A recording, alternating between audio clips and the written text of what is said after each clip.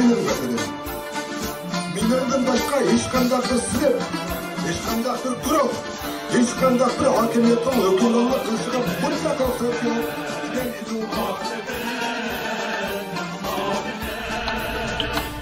Müstakillik bo'lmasa, erkinliging bekqiyin, erkinliging bo'lmasa, huquqlaring bir tiyin.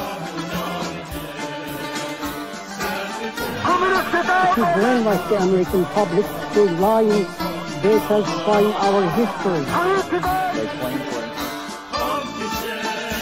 Kanlı töktük, canlı verdik, vatanını def ilişip, allı sattık bu vatanını bir bulunda kelişip.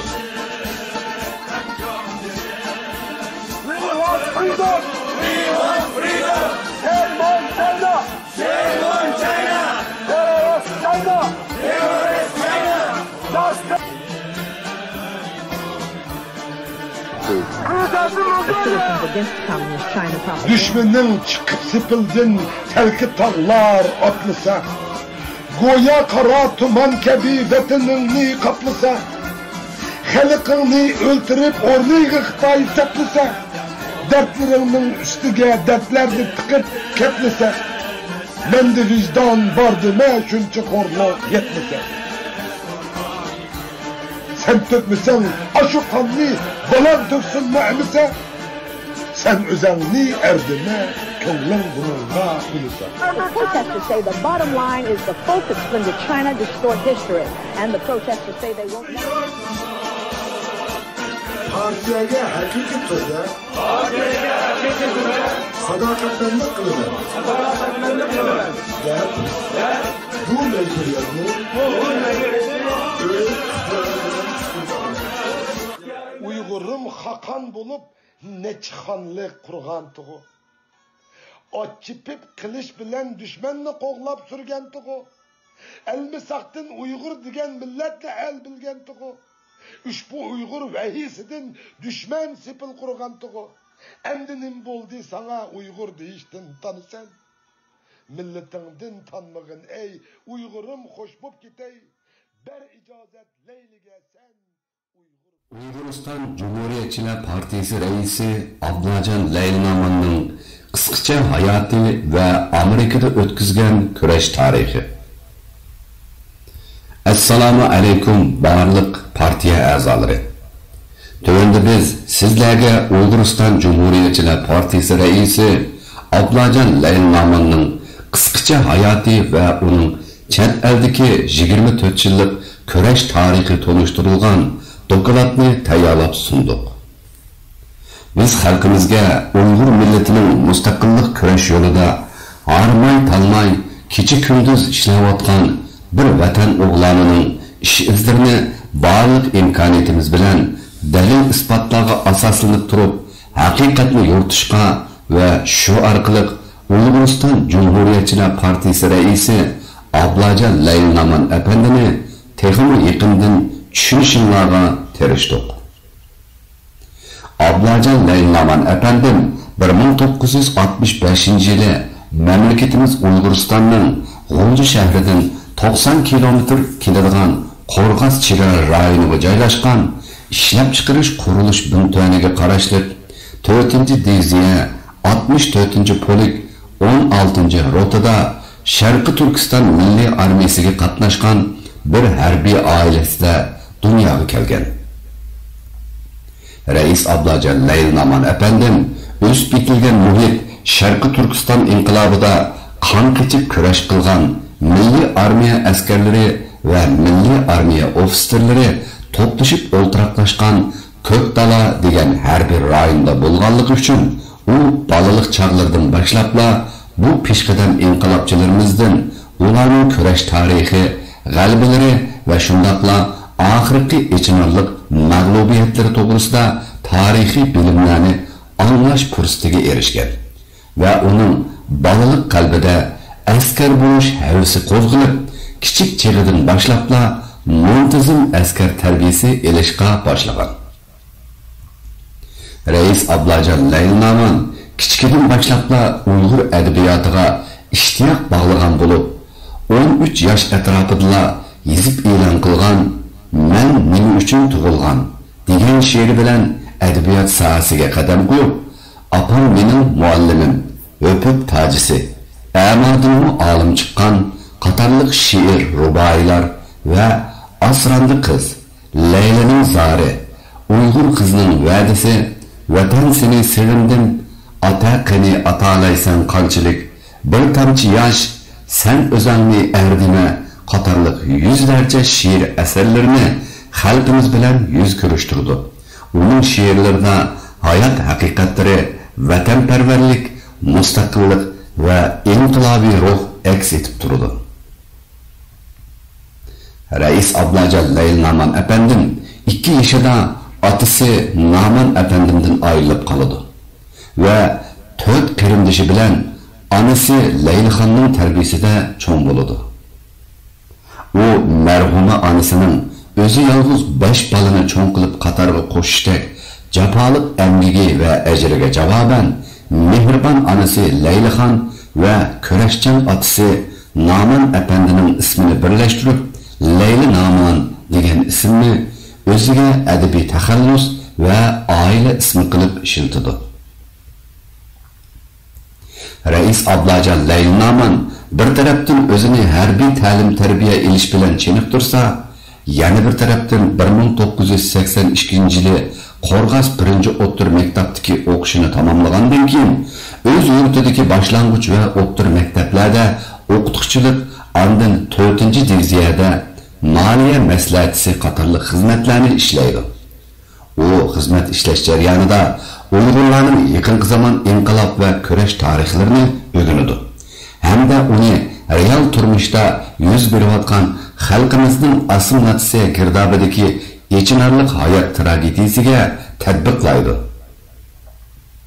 Mushu jarayonda oliy bilim yurti bo'lgan siyosiy fan va qonun boshqarish kadrlar akademiyasida maxsus qonun kasbiga o'qishga kirib, o'qish bitirgandan keyin 4-diviziya adliya organida advokatlik va adliya xizmatlari bilan shug'ullanadi.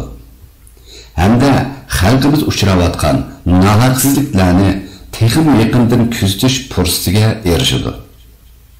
Chet elga chiqishning oldida u 4-diviziya import-eksport shirkatining bosh direktorlik xizmatini ishlab, o'z yurtida intayin qisqa vaqt ichida nayt ko'p to'plarni yaratdi. Rais Ablajon Layl Naman Türkiye Cumhuriyeti'ni bir ko'rishdan iborat balalik vaqtlardan tartib havas qiladigan arzusining turtkisi bilan 1996-yili 6-oyning 23-kuni Turkiyaga sayohatga chiqdi ve Türkiye'ye çıkan bir qancha kun ichida nahayati jiddiy holda Amerika hükümeti tarafından hazırlangan Washington'da tizden kelip o yerde ötküzüladigan guvohlik berish yig'iniga qatnashish taklifnomasini topshirib oladi. Bu taklifni topshirib olgan Rais Ablajon Layl Naman nahayati qisqa vaqt ichida zo'r bir tanlashga duch keladi. Qanday qilish kerak? U yoqqa qarasa oilasi va turmushi, bu yoqqa qarasa millati va uning taqdiri. Amma Rais Ablajon Layl Naman bundaq bir qisqa vaqt ichida tuyuqsiz o'ttirib chiqqan intayin xatarlik, ammo sharaflik, intayin mushkul, ammo ulug'vor yo'lni hech ikkilanmasdan o'z oila va shaxsiy manfaatidan ustun bilib, bu taklifnomani qabul qiladi. Rais Ablajon Layl Naman parlament a'zosi Jis Yilmisning Amerika hukumatiga vakolatan Türkiye'de turishliq Amerika elchixonasiga yozgan alayda chaqiriqnomasi bilan 1996-yili 7-oyning 23-kuni Amerika'nın poytaxti Washingtonga yetib kelib, Amerika Qo'shma Shtatlar Majlisida guvohlik berish orqali Uyg'urlarning da'vosini tunji qatim xalqaralashtirgan va anglatgan shaxs bo'lib qoladi. Rais Ablajon Layl Namanning bu qitimqi Amerika Majlisida bergan guvohligi Dünya Bankasının her yılı Xitayning atalmış Şinjanni taraqqiy qildirish qurilishiga berdigan milyonlarca dollar o'simsiz yordam puli darhol kesib tashlandi. Bu voqea xalqarada Uyg'urlarning tashqi dunyoda tunji qitim xalqarалық qonunlardan foydalanib Xitoyga yurgizgan ig'ir zarba berish harakati deb qaraladi. Bo'libmi bu qitimga guvohlik berish naq maydon ahvolining Jis Hilmis apandining qo'llashi bilan Xitoyni o'z ichiga olgan barliq muxbirlarga keng ichirtilish natijasida barliq tashviqot vositalarida keng yer oladi. Rais Ablajon Layilnamanning bu guvohlik berish bilan Uyg'urlarning siyosiy davosining Amerika majlisida o'ttirg'i qo'yilishi Xitoy kommunist hukumatini intayin qattiq sarosimaga soladi va Rais Ablajon Layilnamanning oilasiga qarata tahdid silishga boshlaydi. Rais Ablajon Layilnaman guvohlik yig'inidan keyin Amerika hukumatidan siyosiy panohlik talab qilib, Amerikadagi yangi hayotini boshlaydi. Lekin ha deganda til va iqtisodiy qiyinchilikqa taqobil turishga to'g'ri keladi. Ammo millatimizning taqdiri va hurlik ozodlik yo'lida oila va urug' tuqqanlarga keladigan xavflarni bilib turib, o'z hayotini Allohga tavakkul qilgan bu zotni Alloh hech qachon unutib qolmadi. Rais Ablajon Layilnaman Amerika hukumati tarafidan alohida chaqiriq bilan kelib, guvohlik yig'iniga qatnashganligi uchun Amerika hukumati tarafidan haqsiz turalg'i, haqsiz o'qish va yiga $500 ga yaqin turmush yordam puliga erishdi. Shundaqla o'zining Washingtondagi inglizcha til o'qishini boshladi. U chog'larda hozirgidek qulaylik sharoitlar, foydalangudak lug'atlar bo'lmaganlikdan bu notanish tilni xuddi tili chiqayotgan kichik boladek noldan boshlab o'rganishga va zo'r tirishchanlik ko'rsatishga to'g'ri keladi. Shundaq turibmi, Rais Ablajon Layilnaman men Amerikaga pul tepish yoki jon bekish maqsadida kelmadim. Faqat va faqat vatan xalqim uchun bir ish qilib berish uchun keldim. Bu sabablik oilam, urug' tuqqan do'st birodarlarimni vatan ichida xavfga duchor qildim. Shuning uchun men cho'qim vatan xalqimning ozodlik va hurligi uchun terishligim va uning uchun foydali ishlarni qilmagim lozim degandek bir xil jangovar hissiyatning turtkisida oldi bilan cho'qim bir qonuniy asosga ega tashkilot qurib, shu tashkilot orqali xalqning ovoqlarini anglatish kerak degan qarorga keldi. U darhol Washington atrofida yashaydigan peshqadam ustozlardan Adhamjon Zokir aka, G'ulomidin Paxta aka, Sidiq Hoji Ro'za aka va amerikalik yaqin do'sti Bill Mikhaillar bilan birlikda xalqaro taklamakon inson haqlari tashkilotini qurib chiqdi va 1996-yili 10-oyda bu tashkilotning raislik vazifasini ustiga oldi. Shu kundan boshlab Rais Ablajon Layilnaman bir minutni to'xtab qolmay Uyg'ur xalqining davosini Amerikada anglatishga otlanadi.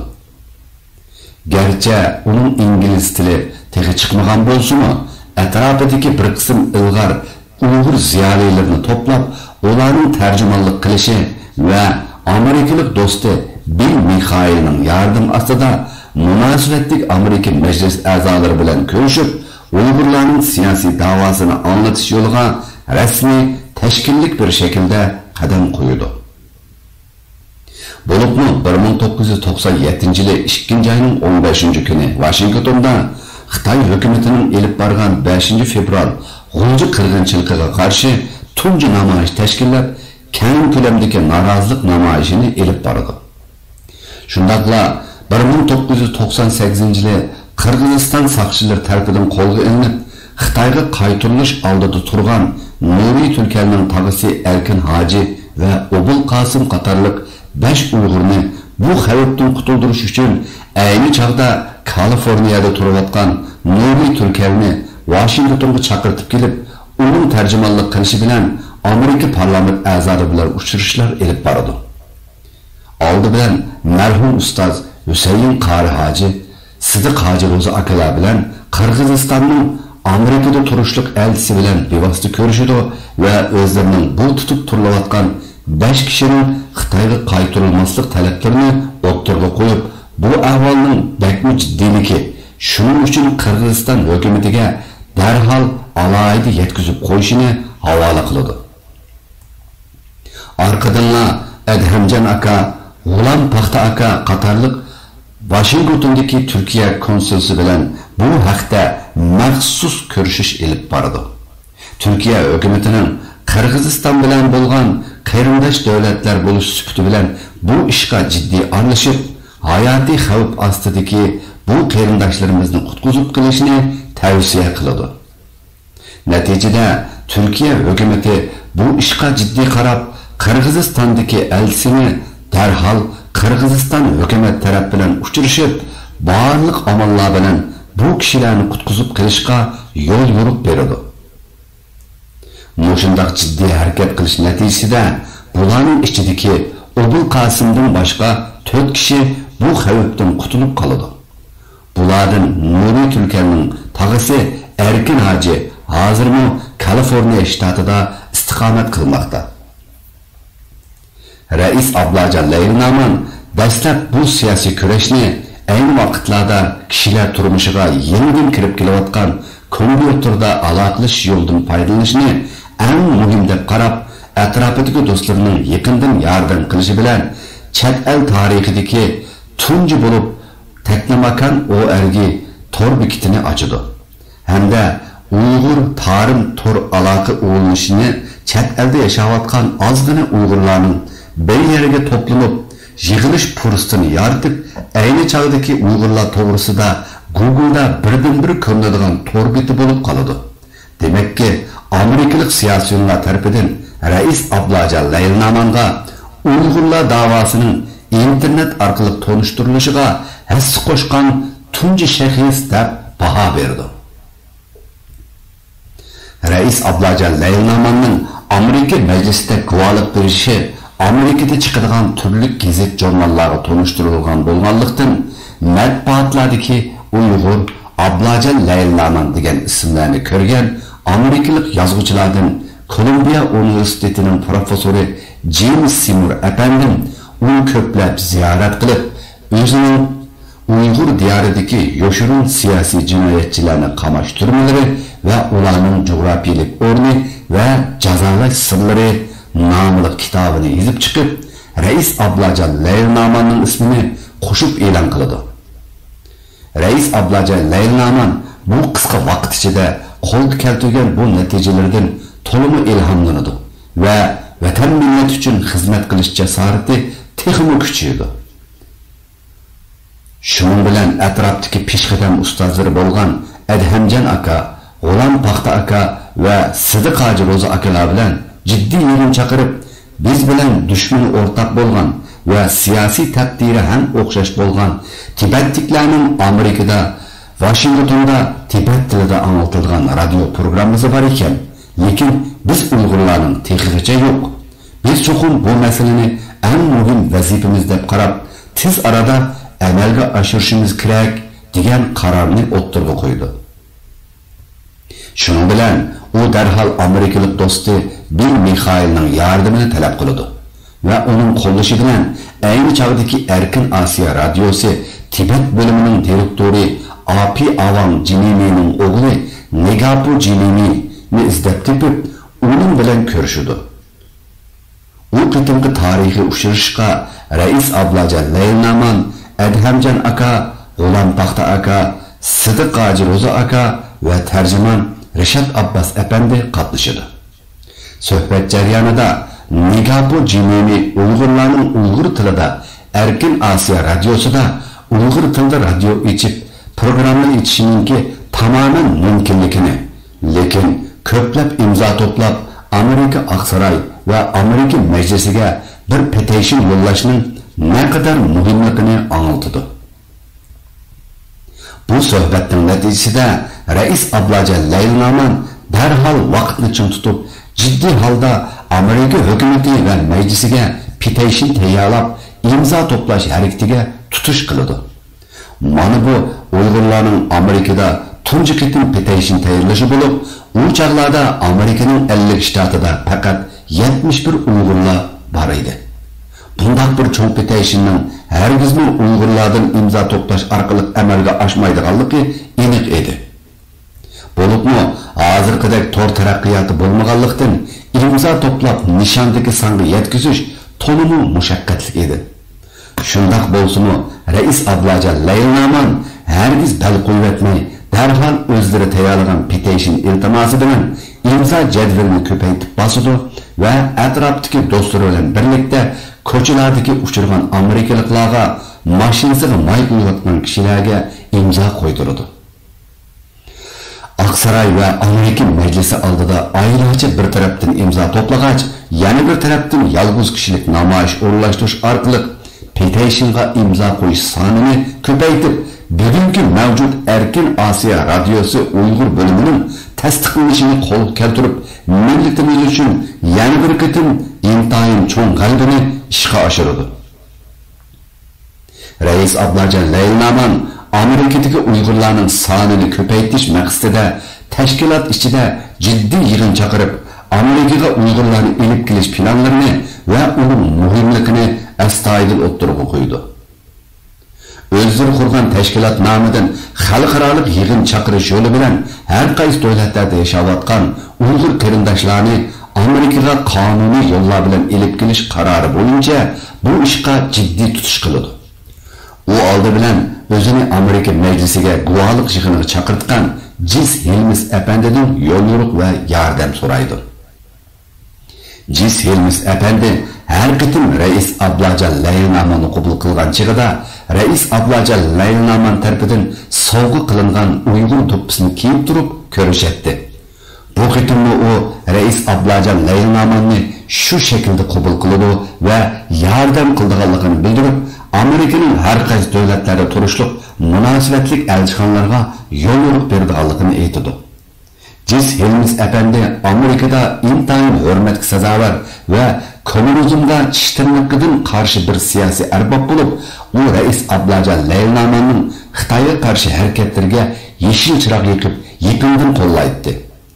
Mana shu Amerika majlisida kuchli ta'sirga ega bu kishining qizg'in qo'llashi bilan Rais Ablajon Laylaman tarafidan dunyodagi har qaysi davlatlarda turishliq Uyg'urlarga Amerikada ichiladigan yig'inga qatnashishlari uchun viza beriladigan sharoit hozirlanadi.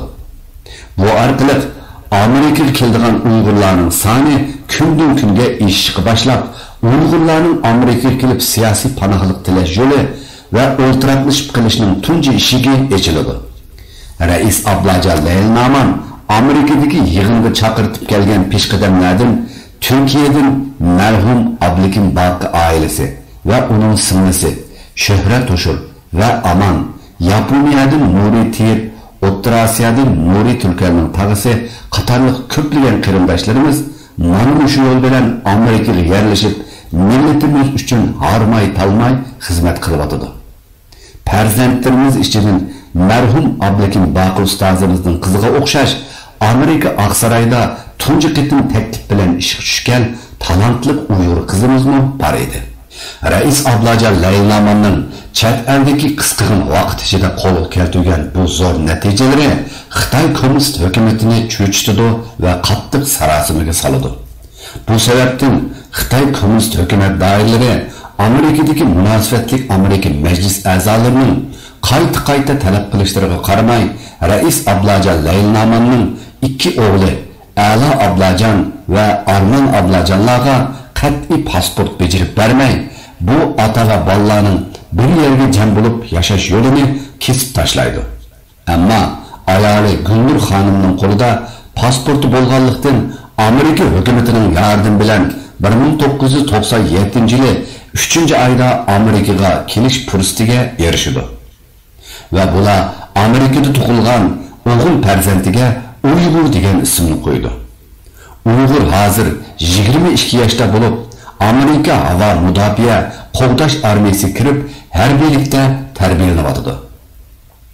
İnson o'z hayotida badal to'lagan ishlardan azroq natijaga erishsa, bo'libmi bizga o'xshash mazlum va ezilayotgan, qirilib yo'qolish girdobiga kelib qolgan, irqiy qirg'inchilik uchrayotgan millatlarning vatan sirida yashayotgan farzandlari o'z millati va xalq uchun azroq ish qila olsa to'limi suyunib, to'limi jonlanib ketadi ekan. Mana yuqorqi natijalar bilan to'lib tashqan hayajon ichida inqilob va kurash elib berayotgan Rais Ablajon Layilnaman to'limi hayajon ichida yana bir muhim jangga atilish fursatiga erishdi. U bo'lsimi 1996 yili 10-oyda u amerikalik do'sti Jack Churchward tarafidan bir parcha ilxat topshirib oladi. Ilxatda Amerikaning Florida shtatiga joylashgan necha ming keladigan Speedland China, ya'ni nurliq Junxo bog'chisi borligini va uning Xitoy hukumati tarafidan necha milliard dollar sarf qilinib qurilganligi, ularning bu yerdagi Xitoydagi 56 millatni bir butun Junxo millati deb tashviqot elib berayotganligini, bu bog'chini bir amal qilib taqib o'tishning naqadar muhimligini ta'kidlangan edi. Bu ishlardan to'liq xabardor bo'lgan Rais Ablajon Layilnaman to'lib tashqan hayajon ichida darhol Sidiq Hoji Ro'za akaga xabar qiladi va bu ikkisi darhol shu hamon Florida shtati qarab poyezd bilan yo'lga chiqadi. Yo'l bo'yi Rais Ablajon Layilnaman hayajon ichida og'ziga tegmay o'z xushalligini hamroyi Sidiq Hoji Ro'za akaga anlatib boradi. Gerçi safar musafasi uzun bo'lsa-mu, ular hayajon ichida hech qachon charchash his qilmaydi va qo'llarida oy yulduzli ko'k bayroq ustida bayroq tushirilgan oq maykalarni kiyishib Florida shtatiga yetib keladi. Ularning oldiga Uyg'urlarning eng yaqin do'sti Jack Churchward ailasi qarshi olg'ili chiqadi va ularni heliqi nurliq Junxo bog'chisiga elib boradi. Bu bog'chini ko'rib qattiq g'azablangan Rais Ablajon Layilnaman shu hamon namoyish o'tkazishni talab qiladi. Oldin a'lo tayyorliklarni bitirib qo'ygan Jack Churchward ailasi darhol mashinasiga Uyg'ur va Tibetliklarning bayroqlarini elib chiqib, shu hamon bir namoyish maydoni hazırlaydi. Shu kundan boshlab Rais Ablajon Layilnaman bu namoyishni qilch to'xtatmay, har haftasiga bir qancha kun Amerikalik, Tibetlik va Mongoliyalik taqdirdoshlar bilan birlikda izchil davomlashtirdi. Hatta Dalai Lamaning bir qarindosh aksi Jigme Nurbova va uning o'g'lini chaqirtib kelib, birlikda turli tashviqot organlari va televiziya muxbirlari shundaqla bu bog'chiga sayohat kelgan cho'ng-kichik sayohatchilarga to'xtamay Xitoy kommunist hokimiyatining yolg'on tashviqotlarini ayblagan tashviqot varaqlarini tarqatdi. U yerga o'quvchilarni ko'rgazmaga elib kelgan maktablarga va ularni elib kelgan qatnash shirkatlariga bevosita xatlar yozdi. To'xtamay namoyish qilish bilan to'xtab qolmay, yana Xitoy hukumatining bu bog'chini bahona qilib, ko'plab o'zlarining hukumat xodimlarini o'rlashtirish orqali elib berayotgan ishpiyonlik harakatlarini Amerika hukumatiga anglitishga tirishdi.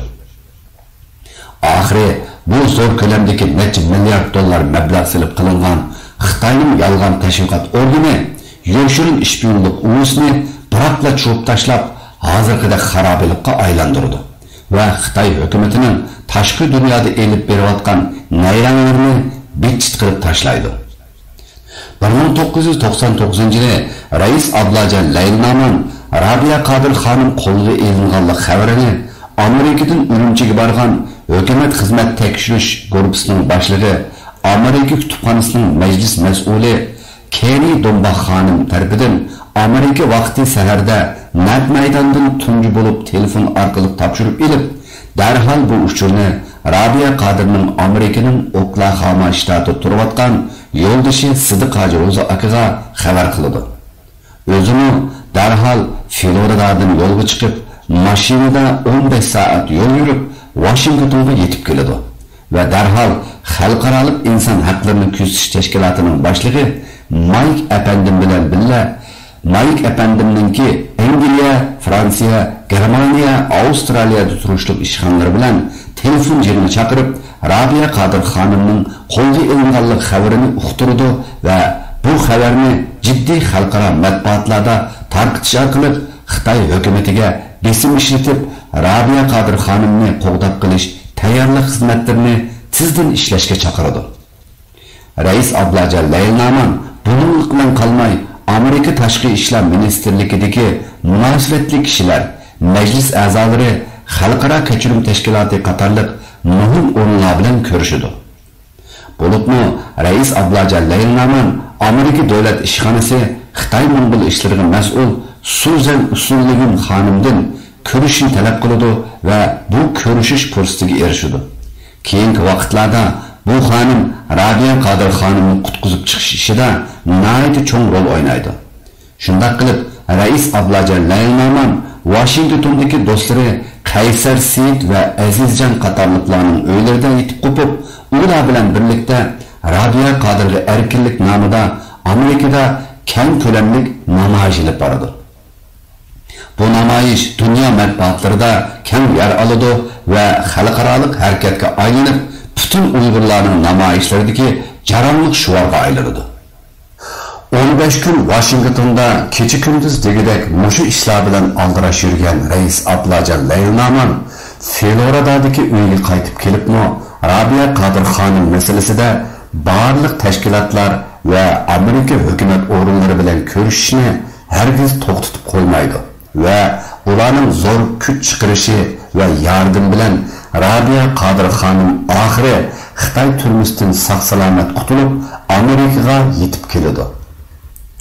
Reis Ablacan Leylnaman bu jarayonda bir tarafdan ishlab, bir tarafdan o'qib tursimi, inqilob va kurashni hech vaqt to'xtatib qo'ymadi. Ammo Reis Ablacan Leylnaman yuqorida biz tilga olgan barliq da'vo, inqilob va kurash yo'lida xalqimiz va Amerika hukumatidan bir tiyinni talab qilmay, bütün vujudi va razıqi bilan o'z kuchiga shundaqla xonimiy g'unurning kuchli qo'llab-quvvatlashiga tayanib elib bordi va yuksak g'alabalarni qo'lga keltirdi. Bu inqilob va natijalari garchi bir Uyg'ur farzandi uchun qisqa vaqt ichida qozongan bir mo'jizadek bo'lsa-mu, lekin bu g'alabiyatlar Reis Ablacan Leylnamanni hech qachon qanoatlantirmadi. O'zining vatan xalqi uchun texnik cho'ng ishlarni qilishi uchun cho'qim bir yuqori maktablarda bilim olmaz bo'lmaydiganligini his qilib, kech-kunduz tirishib o'rganadi, material ko'radi. Shuning natijasida qisqagina vaqt ichida til o'tkilidan muvaffaqiyatli o'tib, sharaf bilan 2002-yili 5-oyda Amerikaning Florida shtatiga joylashgan Stetson universitetiga imtihon berib o'qishga kirib, xalqaro qonun va Amerika yerlik qonunlari kasbini o'qiydi. Reis Ablacan Leylnamanning tarixiy sarguzashtlari, tirishchanligi va uning qonun sohasidagi tajribalarining mo'lligini sezgan maktab rahbarligi uning o'qish pulining yerini ko'tarishni qaror qildi.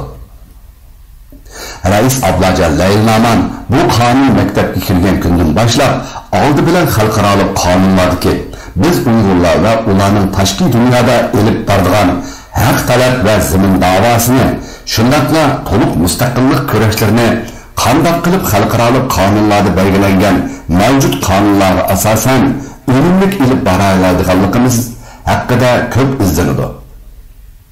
Bo'libmi Xitoy jallodlarini xalqaro jinoiy ishlar sotiga zamin haq talab davoimizni xalqaro adolat sotiga berishimizning naqadar zarurligi va tutun uyg'unligi to'g'risida ko'p qitim o'rganadi va bu to'g'risida o'zining tayyorlik xizmatlarini o'ttirib qo'yib, bu haqdagi tashviqotlarni keng xalqimizga anglitishga boshlaydi.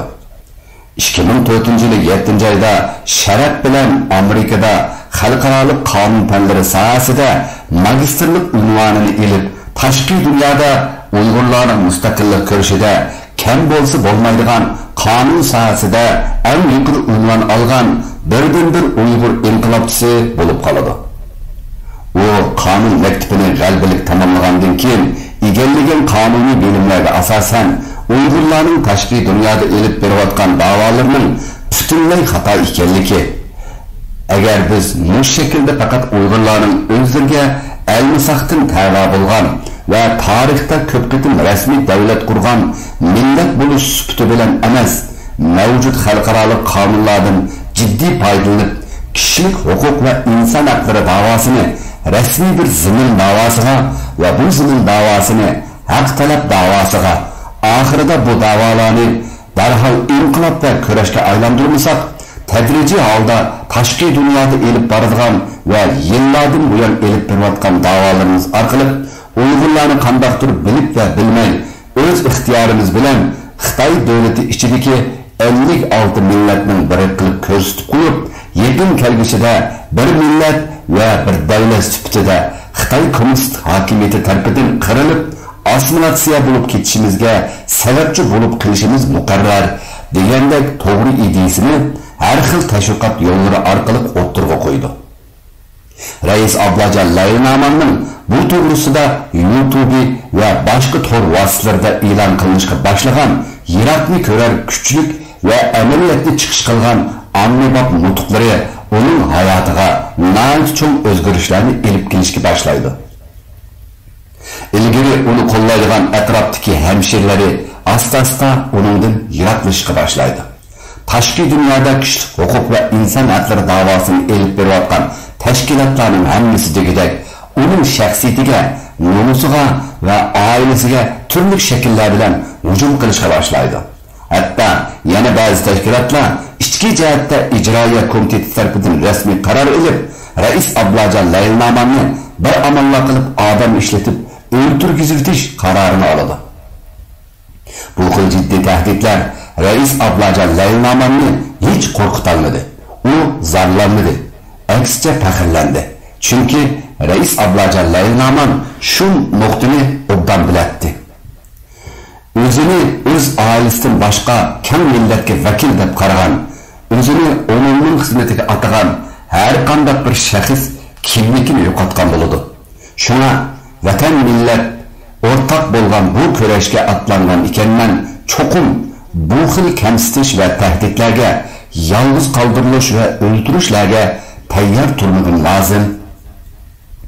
Uyg'ur millatining kurash va inqiloblari 1,4 million aholiga ega va atom yadro qurollari bilan qurollangan kuchli dushmanning qattiq qarshiligiga uchrashi tabiiy. Xitoy kommunist hokimiyati har qachon birovning nima qilganligidan qo'rqmaydi. Aksincha, nima qila oladiganligidan intayin qo'rqadi. Shuna Amerikaga xuddi osmondan tushgandeklar ya tili, ya iqtisodiy, ya ijtimoiy jihatlardan alohida bog'lanishi bo'lmay turib, Xitoy hukumatiga buncha cho'ng balo qazolarni ilib keladigan Rais Ablajon Layilnamanning Amerikada qonun maktabida xalqaro qonunlardan alohida savod ilishi, uningga keng Uyg'ur millatining agishi o'zlariga yana qandaqdir cho'ng zavolliqlarni ilib kelganligidan qattiq andirgan Xitoy kommunist hokimiyati Rais Ablajon Layilnamanni turli shakllarda kishi yirgangidek darajada xalq ichida sesitib, yolg'iz qoldirish kunlarning birida to'g'ri bir ideologiya bilan o'ttirib chiqibsa, hech kim unga agashmaydigan qilishdak ig'ir darajadagi suiqasdini qilchi to'xtatmadi. Aksincha, kun sayin kuchayib keldi. Natijada Rais Ablajon Layilnaman o'zi orzu qilib Amerikada sonimizni ko'paytirish orqali inqiloblar ko'rishimizni Amerikada ilib boramiz deb cheksiz ishonch bilan yig'ib ko'paytgan Uyg'ur jamoati aksicha uningga qattiq qarshi chiqadigan bir guruh bo'lib shakllanishga boshladi. Chunki ularning nazarida Uyg'urlarning kishilik huquq da'vosi va millatlarning o'z taqdirini o'z belgilash yo'li orqali tashqi dunyoda da'vo ilib berish eng muvofiq tanlash yo'li edi. Lekin Rais Ablajon Layilnaman yana bu ideyasidan hech yanmadi. Qonun maktabni texi amdida tugatgan Rais Ablajon Layilnaman bundan keyingi inqilob va kurashlarni cho'qim Uyg'urlar ko'plab o'ltiraqlashgan va dunyoning siyosatini belgilaydigan Amerikaning poytaxti Washingtonda elib berish uchun u yerga eng yaqin Virginia shtatiga ko'chib keladi. Washingtonda keliblar o'zining mustaqillik va inqilob ideyasiga bir qadar Uyg'ur deb qarab 2004-yili qurilgan Sharqi Turkiston surgundagi hukumatining so'zchisi, Adliya ministri, Tashqi ishlar ministri degandek vazifalarni o'tab, qo'lidan kelishicha xalqimiz va vatanimiz da'vosi uchun bir kishilik hassini qo'shib keladi. Lekin Sharqi Turkiston surgundagi hukumatining ikkinchi qitimliq umumiy yig'inida u çoğun bir güçlük ideologiyaga tayangan bir partiyani sürgünde hükümetke yandaş hakkında teklif koyup küçügen bolsunmu yıllarca emelge aşırışka amalsız kaladı. Çünkü biz yukarıda tılgı ilip ötkenimizdek Reis Ablaca Layınaman Xitay hükümeti ve onun rezil peskeş oyunun neticesinde halk içinde bolup mu Amerika'da törüşlük cemaat içinde hiç kim kollamaz dercige Allah bunu düşüp olgan idi. Tarihke nazar salgan bolsak, nurgulluğun Irak'ını körer, natik ve her taraftan yetişken Reis Ablaca Layınaman'ga okşaş adamlarının ezelden tartıp güçlük düşmeni terpedin manımuşundak her xil yollar bilen sistemdağlık ahvallarını uçurdunuz. Bu hiçbir yenilik emas. Özünün bundak bir kıyın şaraitla keyniga adam toplaş imkaniyeti bolmagan Reis Ablaca Layınaman yanına özünün güçlük teşvikatlarını hiç toxtatmadı. Reis Ablaca Layınaman efendimni halk içinde sistiş bilen derdi çıkmagan Xitay komünistleri 2008-yili 17 yaşlık oğlu Arman Ablacan'ı zehirlep şehit kılıdı. Ve arkadanla bu yatağını ciddi iniqlaşqa uğrulgan çoğu oğlu Ala Ablacan'ı 2 yıl türmege soldurdu. Reis Ablaca Layınaman bu facialardan qattiq zarbaga uçurgan bolsumu hiç baş eğmeydi. Bir taraftan vatan millet için inqilab qilsa, yana bir taraftan Amerikaga kelgan aile ve yaşlarının siyasi panahlık talep qilish yolu bilen qonunluq yaşash için özü mesul bolgan xalqarалық köçmenlerini kanuni iş beceriş o'rnining namida qo'lidan kelishicha yordam berib, necha yuzlagan Uyg'urlarning Amerikada yerleşip qilishiga yordamda bo'ladi. Vaqt hammaga qodir ekan. Jamiyatning taraqqiyotiga ergishib, birga taraqqiy qilgan tashviqot qurollarining qo'laylashiga ergishib, Reis Ablaca Layınaman darhol o'zining jangovar vatanparvar she'rlari va favqulodda kuchli nutqlarini to'xtamay tashviq qilib, Xitoy kommunist hokimiyati 20 yildan ortiq vaqt nobud qilgan kimligi va qimmatini o'zining to'g'ri ideologiya va kurash planlarini har kuni bir qancha qitim nutq so'zlab tarqitish orqali tez shaklda asliga keltirishga boshlaydi.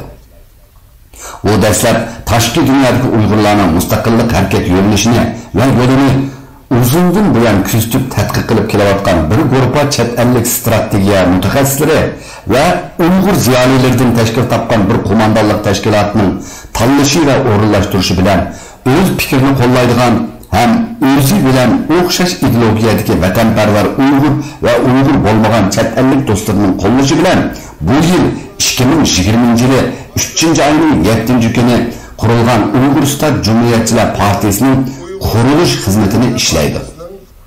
Va uzunga o'tmay bu partiyaning raislik vazifasiga tayinlandi. Partiya qo'mondonlik markazining raisi Ablaca Layınamandek o'z xalqining o'rligi, Uyg'uriston davlatining mustaqilligini asliga keltirish kurash yo'lida tinim topmas bir vatan o'g'lonini bu vazifaga tayinlashi Uyg'urlarning navbatdagi to'g'ri ideologiya, yeni inqilob strategiyasida xalqimizga Uyg'urlarning bir millat bo'lish sifati bilan xalqaro qonunlarga uyg'un davlat qurish va askar yetishtirish, tashqi dunyodagi barliq davlatlar bilan diplomatiya, savdo tijorat o'rnatish, hatto chet eldagi Uyg'urlarga rasmiy pasport tarqatib, davlatlar aro sayohat qilishga bo'ladigandek afzalliklarni qonuniy yo'sinda vujudga chiqara oladiganligiga mustahkam asos soladi. Andı müjdariyanda u yana 12 jamiyat va tashkilotning birlashmasi bo'lgan Sharqi Turkiston Uyg'uriston Azodlik tashkilotining bu yil 2-oyda Parijda ochilgan yig'inida bu tashkilotning raisiga saylandi. Reis Ablaca Layınamanning Uyg'uriston Cumhuriyetçiler Partisining bu vatan mening vatanim, mendan boshqa hech qanday bir kuch, hech qanday bir sinf ve hiç qanday bir guruh ve hiç qanday bir hokimiyatning hukmronlik qilishiga mutlaq ruxsat yo'q degan kuchlik va to'g'ri ideologiyasini asos qilib ilib borgan inqilobiy nutqlari keng xalq ommasini intayin hayajonga soldi va Uyg'ur xalqining ishonchiga ega bo'ldi. İlgirki tashqi dunyoda yillarcha ilib borgan kishilik huquq va inson haqlari davosini kurashga, inqilobga aylantirish shuarini yangratdi. Onun tirishchanligi va qobiliyatli bir rais bo'lish iqtidoriga ega bo'lishi qisqa vaqt ichida Uyg'uriston Cumhuriyetçiler Partiyasining dunyodagi ko'plagan davlatlarda partiya sho'balarini qurib chiqish orqali partiya a'zolarini qabul qilish ishini tezlashtirdi. Bunun neticesinde bu yıl 2020 yılı 6. ayının 15. günü partiya kumandanlık merkezi karar kılıp 2020 yılı 6. ayının 17. günü Amerika'da Uyg'uriston Cumhuriyeti'nin kurulganlığını resmice kağıladı. Aziz vatandaşlar, demek sizler yukarıda Uyg'uriston Cumhuriyetçiler Partiyasining reisi Ablajon Layilnamanning qisqacha kurash tarihi bilan tanışıp chiqdinglar. O'ttirga qo'yilgan reisimizning 24 yil jarayonida bejidan o'tkazgan turmush sinoqlari va qo'lga keltirgan natijalarning dalil isbotlarini bu tushundirish bilan birga suratli ko'rib chiqdinglar. Shuna biz barliq partiya a'zosi vatandoshlarimizni raisimiz va partiyamizni texmi to'liq tushunishini va har vaqt hushyorlik bilan bularni qo'g'dishimizning naqadar muhimligini unutmasligimiz lozim. Shundaqla keng xalq ommasining partiyamizga ko'plab a'zo bo'lib kirish orqali birlikda kuchayib va uyushib xalqimizga umid, dushmanimizga qattiq zarba berishimiz lozim. Bu yo'lda barliq partiya va tashkilotlarning hamkorlashishini umid qilamiz. Mushu munosabat bilan Uyg'uriston Cumhuriyetçiler Partiyasining Amerika aqsirori yo'llagan Amerika hukumatining vatanimizni besilingan zulm deb e'tirof qilib berish haqida yo'llagan petitsiyasiga, ya'ni iltimosimizga qo'l qo'yish orqali bizni texnik kuchli bir qonuniy asos bilan ta'min etgan bo'lsanglar, to'liq suyungan bo'ladi. Hammamizga ma'lum bo'lganidek, ilgari rais Ablajon Layilnaman ko'chalarda o'zi yolg'iz oylarcha qog'oz ko'tarib petitsiyasiga imzo to'plagan. Yalnız namoyishlarni qilib, hatto odatdagi qo'l telefonlarini Amerikada to'liq umumlashmagan ashu 1996-yillari Erkin Osiyo radiosining Uyg'urcha bo'limining ichilishiga sababchi bo'lgan ekan. Shuningdek, butun dunyodagi vatandoshlarimizni kecha kunduz demay petitsiyasiga imzo to'plash orqali barliq tashkilot va jamiyatlarning kuch chiqarishi bilan bu yil Amerika Uyg'ur kishilik huquq qonunini ma'qulladi. Endi Amerika hukumatining davlatimizning rasmiy besilingan davlat ekanligini e'tirof qilishning vaqti keldi. Uyg'uriston Cumhuriyetçiler Partiyasi tashviqot ishxonasi tayyorlab tarqatdi. 2020 yılı 20. iyul. Amin. Mübarek olsun.